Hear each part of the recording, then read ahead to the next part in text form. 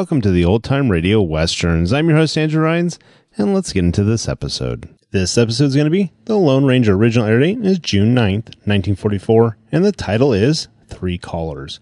Let's get into it, and I hope you enjoy.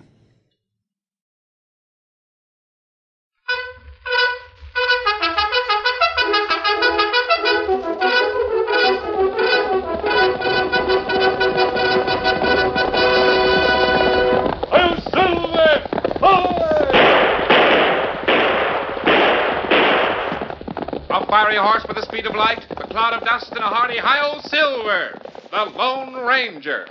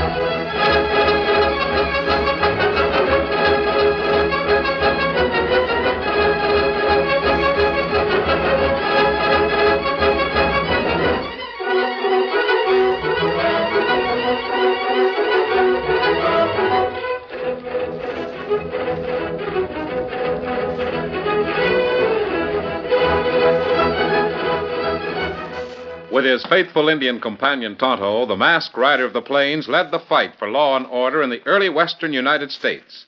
The stories of his strength and courage, his daring and resourcefulness have come down to us through the generations. And nowhere in the pages of history can one find a greater champion of justice. Return with us now to those thrilling days of yesteryear. From out of the past come the thundering hoofbeats of the great horse Silver. The Lone Ranger rides again.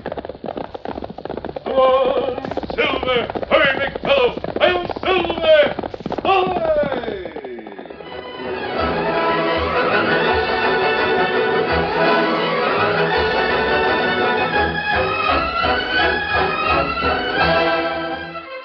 Tim Kendall had gone downhill since the death of his wife. His eyes became more red-rimmed and his shoulders more stooped. His gait was increasingly unsteady as he wove between his house and the cafe. He straightened up for the funeral of his old friend, the sheriff. But as soon as it was over, he fell back into his old familiar rut. He didn't notice the increasing power of a certain element in town. He didn't even notice the effect his habits had on his daughter, Jane. Jane worked for Jim Blake, who owned the newspaper. She was nearly desperate, trying to keep the small house together for her father. Dad, wake up. Please wake up, Dad. Please, Iris. Oh, won't you wake up? There are 3 men here to see you. The most important men in town are here. Let me alone. No one's important. Oh, but Dad, it's Judge Barton. You know Judge Barton. No good. Old skinflint. Let me alone. Judge Barton. Skinflint. What's the matter, Jane? Can't you waken Tim? I'm sorry, Judge Barton. My father is... Well, he isn't well. That's one way of putting it. Judge Barton, I said he is not well. I thought if we came around supper time, we could speak to him before he got started on his night's, shall I say, fun. My father has had no fun. Well, what do you think, Conway? Should we try again? Well, I think so, Judge Barton. I knew Tim when he was younger, before his wife died. He's honest. That's what we need, an honest man. I'd like an expression from Mr. Granger. He speaks for the cattlemen. Well, I'll tell you, gents. I'm not in town much, so the sheriff don't mean as much to me as to you. But I think as you gents do, that Tim could be made something of if he had some responsibility. Just a minute. What did you say about the sheriff? There's been no sheriff since Hank died. We need a man who is unquestionably honest, Jane. Did you 3 come here to ask my father to To be sheriff? That's right. Why? As the banker around here all these years, I know he's honest. And as judge around here all these years, I know we need an honest sheriff. The last sheriff was honest. That's right, Jane. What he lacked in ability, he made up in being on the level. What have you men against my father? Nothing, Jane. Nothing at all. Well, you know he's like a helpless child. He couldn't hold a public office. When Mother died, he lost all interest in life. We thought the responsibility would be good for him. Yeah, that's right, Jane. We like Tim. We want to help him. Well, how will it help him to make a fool of him? Why do you want to set him up as a public spectacle? He'll just be the laughingstock of everyone, especially now. Why do you say especially now? Oh, Judge Barton, you know the conditions of this community. I work for Jim Blake. He runs the newspaper. I know what things are like. Fiddlesticks. Jim Blake would see something suspicious in anything. He's always got an axe to grind. Judge Barton, I disagree. There is something going on around here. No one can put a finger on it, but Jim Blake is... He's what? Well, he's working on evidence.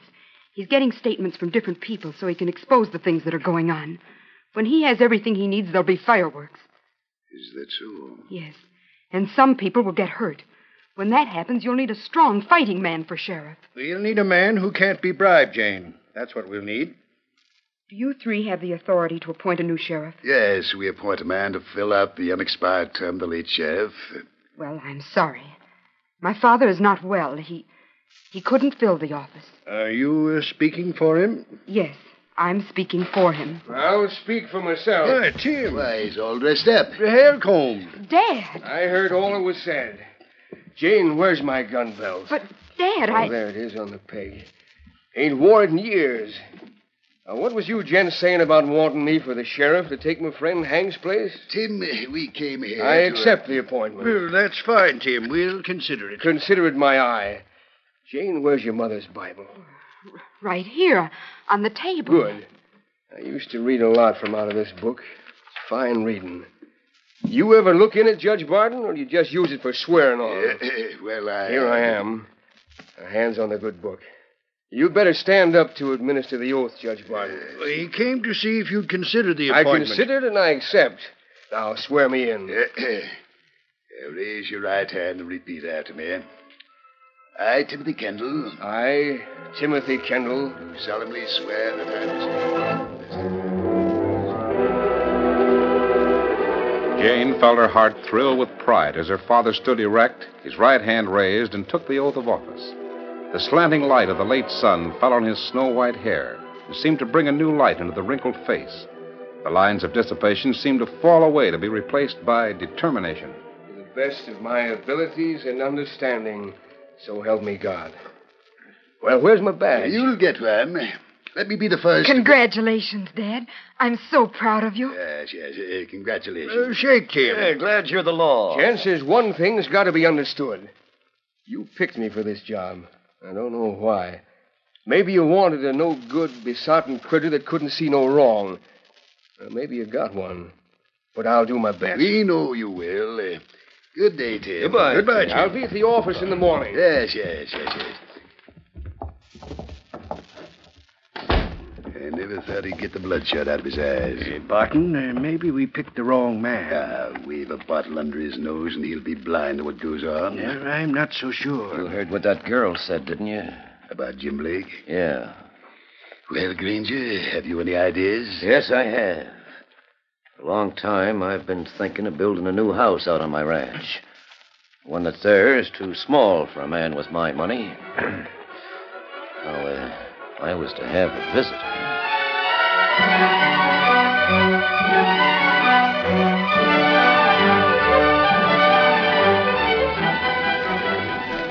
Fire!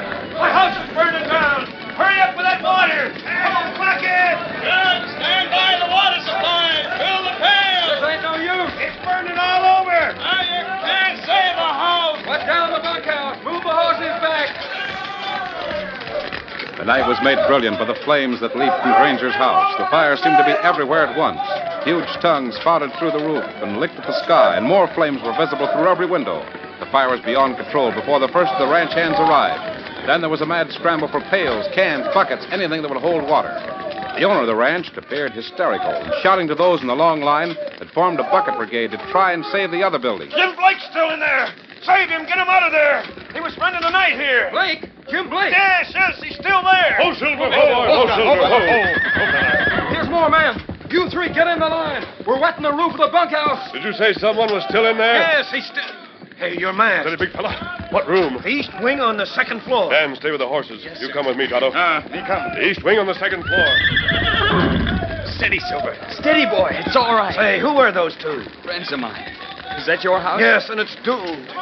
Where did you come from? We saw the plane from the top of the hill over there. Hey, that man, the one who just went in. Was he masked? Yes, sir. You're Mr. Granger, aren't you? Yes, that's my name. But that mask, is he an outlaw? Oh, no, sir. He's no outlaw. Well, he'll be killed. He's gone right into the house. You said Jim Blake was in there. Yes. I guess my friend wants to get him out. He knew Jim Blake. He did? Where did he come from? Oh, lots of places. We were in town and learned that Mr. Blake had come here to visit you and spend the night. So we rode out and saw the fire. There goes the roof.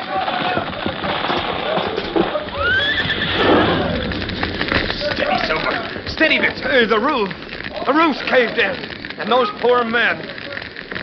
Silver, I wonder... No one's alive in that inferno. Bust them sparks. Get going on the bunkhouse. Fast buckets up to that bunkhouse roof. Wet it down. Gone. Gone. Everything gone. My house, my furniture. Hey, Granger, 2 men are coming from the house. It's all right, Silver. It's all right. They got out. Hey, they're alone. They couldn't get Jim Blake. Keep that water coming. Get these empty buckets back. Keep that roof wet down. More water. Get over there and stop that blazing draft. Are you all right? Yes, we're all right, Dan. You didn't get to Jim Blake? We couldn't get him out, Granger. Steady, big fella. But we did see him in his bedroom. He was dead before the fire started. What's that? Dead. Ready, Dan? Tonto? Yes, sir. Ready. Come on, Silver. Get him up. Get up, Victor.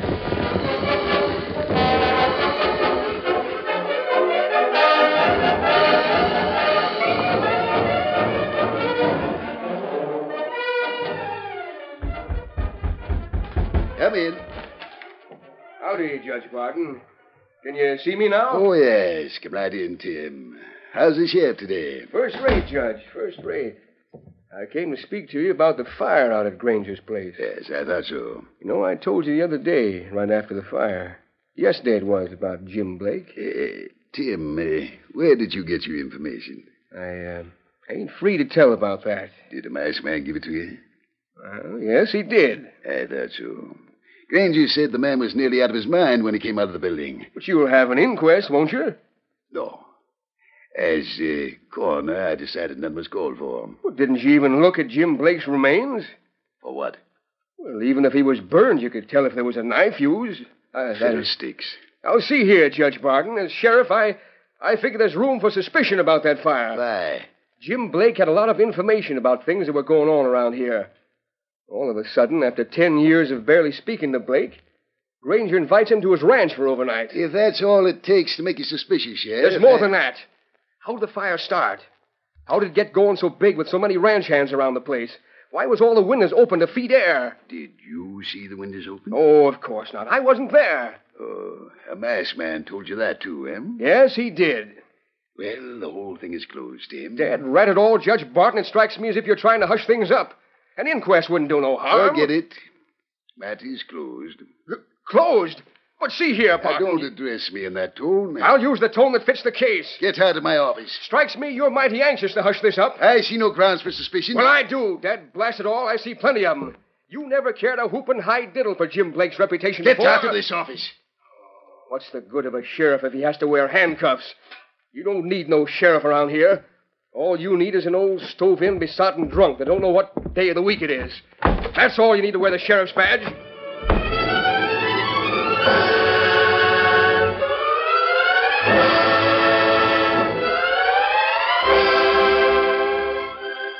Dad. Oh, Dad, wake up. What's come over Leave you? me alone. I'm sleepy. Oh, please get up. There are 3 men here to see you. Go away. 3 men. Go away. Tell them to go away. Please get up and see them. One is quite young, another is an Indian, and Dad, the 3rd man, wears a mask.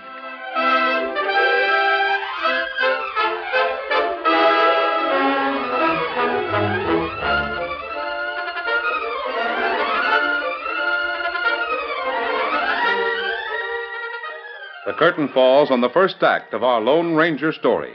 Before the next exciting scenes, please permit us to pause for just a few moments.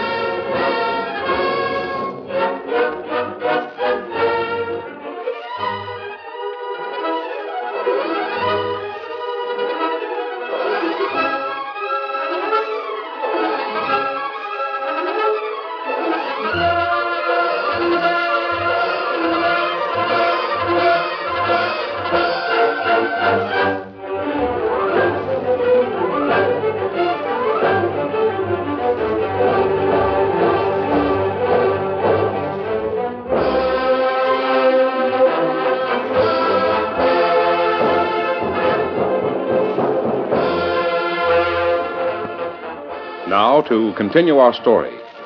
Tim Kendall squared his shoulders and threw out his chest, determined to be a first-class sheriff.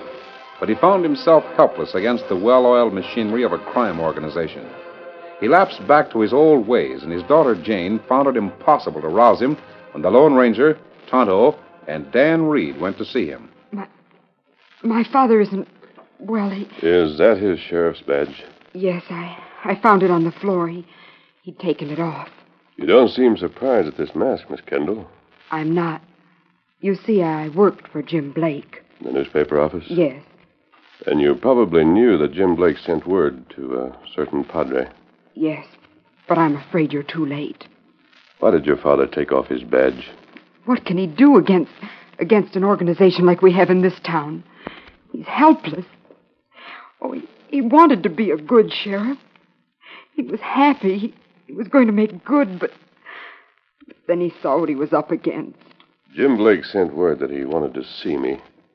Was it in connection with this organization? Yes. He was trying to learn more about it. He needed the names of people and proof. Go to his ranch and talk it over.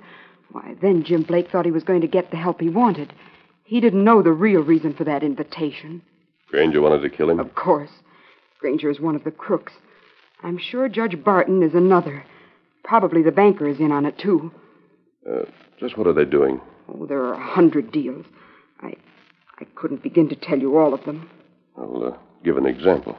Well, Steve Hurley was given a contract to build the town hall. He paid someone a nice piece of cash to get that contract. Oh, I see. And they built a bridge with the taxpayers' money. The land beyond the bridge became worth a lot more. Jim Blake has been trying to find the real owner of the land. The man whose name is on the deed is just a dummy. Blake didn't suspect Granger? Of course not. But he suspected the judge. That's why they picked poor old Dad for sheriff. They thought he wouldn't hear anything or see anything. And when he straightened himself out, well, they were a surprised lot. How about the rest of the public officials? The judge and banker probably own them all. But now there's nothing can be done. Jim Blake took all the evidence he'd gotten together with him when he went to see Granger. And it was destroyed by fire? Yes. Jane, the newspaper office closed? Yes, it's been closed since the fire. Can you open it? Why, yes, I guess I can. This afternoon? I suppose so. There's plenty to be done. Mr. Granger's living at the hotel in town since the fire. I know he is. Will you open the office and send word you'd like to speak to him? If you say so. Make him think you're getting out another edition. You might ask him for his version of the fire. But why? I want him there. And don't be surprised at anything that happens.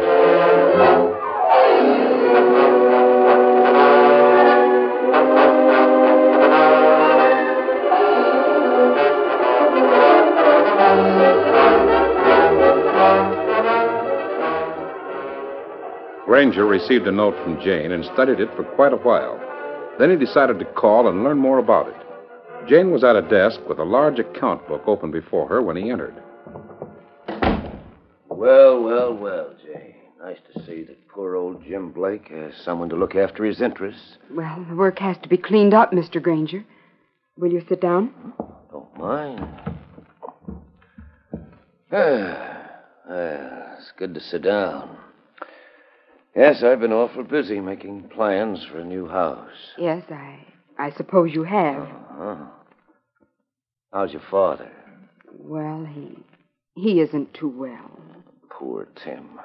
The judge told me about him. Well, I guess we've picked the wrong man, Jane. Too bad. Yes. Maybe you did pick the wrong man. Tim at home? Yes, he's home. But, Mr. Granger, I asked you to come here to tell me the real story about the fire. The real story? Yes, I'd like to have your version of it. Well, what the... Cover both of them, Tonto. He got him. What's this mean? Please put that gun down. You sit still. You will not get hurt. Say, I remember you. You were at the fire. I came to get something. Now, when I have it, I'll leave. Please, there's nothing here. Oh, I think I'll find it in this file. Now, see here, you Indian. Stop waving that gun at me. You sit still. Hey, what's he after, Jane? I don't know. Why, he's taking documents out of the file. These might prove to be worth more than the contents of that safe. What are you taking? Blake kept copies of nearly everything, didn't he? I have what I want. Sorry to have bothered you. This, Miss Kendall, is for you. Now, you'll not get away with this. Hey, wait! Don't try to follow us, Granger. You might get hurt. Adios. What did he give you? Well, it's just a bullet.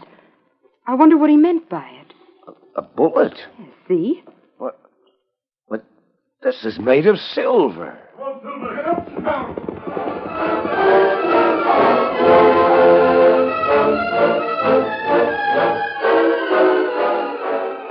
A silver bullet, Dad.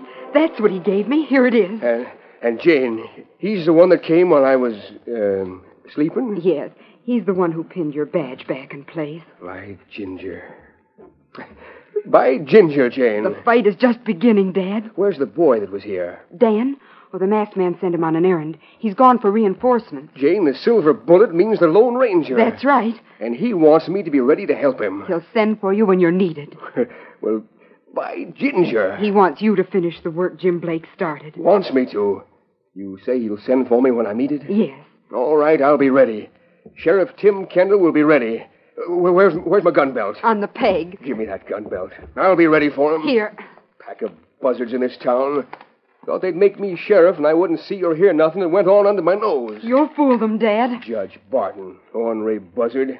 Thinks he can hush up a murder, does he? Come on in here and start something. Golly, that sounded swell. Oh, Dan, is he ready for me? Are you Sheriff Kendall? You bet I am. Sheriff Kendall, this is the marshal, Mr. Brandon. Howdy. You a friend of Judge Barton? No. Why? And I'm glad to know you. Shake. Sheriff here now? Yes, Tonto. And Marshal here, too. That's plenty good. You all come. I'm ready and waiting and chomping at the bit. Tell me lead way. Goodbye, Dad, and good luck. Goodbye, honey. I'm proud of you.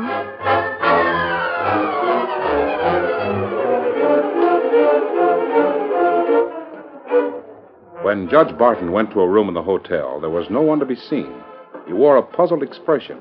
He waited a moment, lighted a cigar, and then saw the banker come in. Conway, what brought you here? A message. Probably the same as brought you. Message, eh? Was it wrapped around something? Yes, it was. Was yours? Yes. Around this. A silver bullet. That's how I got mine. It was tossed through the window and fell right at my feet. I found mine when I sat down to dinner. It was right next to my place. What did your message say, Conway? It told me to be here at 9 tonight. It's 9 now. Are you in the habit of obeying such a summons? Well, not exactly, but this was neatly written. I was curious. That's why I came here. Oh, so you two are here. Granger. Both of you get a note with a silver bullet? Yes. Better close that door. I'd like to know who sent these notes. How was yours delivered, Granger? It was slid under the door of my room. I know who sent them. You do? Who? Might as well sit down. Who sent these to us and why? Why did he pick the three of us? Gents, it was the masked man who came to my fire. Oh, it was, eh? The one that tried to make trouble, huh? Yes. The one that told Tim Kendall about Blake being knifed before the fire. How did you know who sent the notes? He robbed the newspaper office this afternoon. I was there when it happened. Are you sure it's the same man? Yes. He gave Jane Kendall a bullet, like the ones he sent us. What did he steal from the office? I wish I know. He went into the file and got a lot of documents of some sort. I don't like that. You said Blake had the documents with him when he called on you. He did have. But there might have been copies of them. Now, hold on. Blake didn't have a case. He needed more evidence. There he is. Masked. You can't. Good evening, gentlemen. Have you been in that next room all the time? I waited until all of you were here. Did you send us these notes? Yes. You robbed the newspaper office. You stole something from the file. Jim Blake sent me a long letter telling about your town. He told me what material he'd collected. Said he was afraid someone might get him and steal his documents. He told me where he would keep a copy of them. In his file. A copy of them? Yes, Mr. Conway. He also asked me to try and gather the rest of the information he needed. I got that information. You were in the office today, Granger. You can tell these men you saw me take a copy of the evidence from the file. Well, why did you bring us here? What are you after? Here, you may examine this material. Blake had everything but a few names and dates. Let me see those papers. Here you are, Judge. It's surprising how everything dovetails, isn't it? Judge, is he telling the truth? Yes, he is. There's evidence enough to break us all. There's evidence enough to put you all in jail for 20 years. All right. Obviously, you're open to a proposition. Otherwise, you'd have turned that over to the law. Yes, I am, Conway. But my price is high. Name it. You can afford to pay, can't you? Name the price. I want a confession of murder. Murder? Confession? Take your choice. Get me Granger's confession of murder, or all three of you will spend the rest of your lives in jail. Hey, now, hold on. You have 1 minute to decide. Granger, listen to me. Give him the confession. Well, I'm not crazy. Great, we'll see if you get the right kind of a trial. You'll be tried before me. I can fix that. About half a minute left. I won't confess. Well, look here. It's that or we all get jailed. Barton and I can't help you if we're in jail. If we're free to work, we'll get you off light. Someone hangs for Jim Blake's death, or all three of you will pay in jail. Then you don't need a confession. All you need is proof. Conway and I can give you statements. No, wait a minute, Barton. You and Conway were in it as much as I was. Did they help you plan the murder? Yes, they did. That's all I want. That's all we need. The United States Marshal. Kendall. You bet it's me. All right, get your hands up. We had the door open enough to hear you. Now, wait a minute. You didn't hear me confess anything. We heard you say those two helped you plan the murder, and there's other witnesses that heard it, too. I'll take those documents, Judge Barton. I guess we won't need them because you three will be tried for murder. Now, stick your paws out while I put these handcuffs on you. By ginger. Me and the Lone Ranger finished up what Jim Blake started.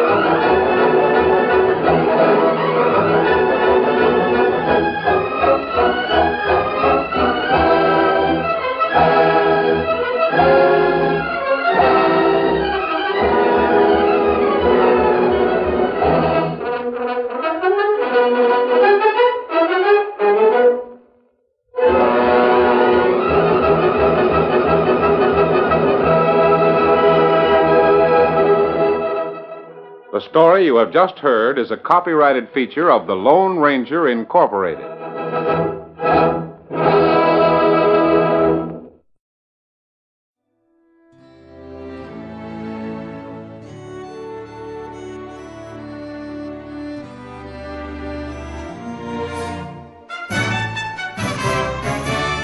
This has been a presentation of OTRWesterns.com, and we hope you enjoyed. Please take some time to like and rate our shows in your favorite podcast application. Follow us on Facebook by going to OTRWesterns.com/Facebook.